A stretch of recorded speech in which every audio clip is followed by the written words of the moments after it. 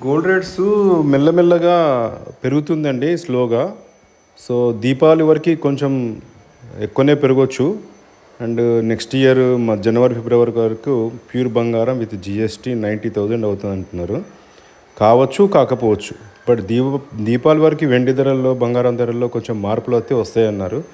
కారణం పెళ్ళిళ్ళు ఉన్నాయి, ప్లస్ దీపావళి కొంచెం పెద్ద పండుగ కాబట్టి హిందువులకి మార్పులు అయితే ఉంటాయండి గ్యారెంటీగా. కొనుక్కునే వాళ్ళైతే ఛాన్స్ తీసుకోండి ఇప్పుడే.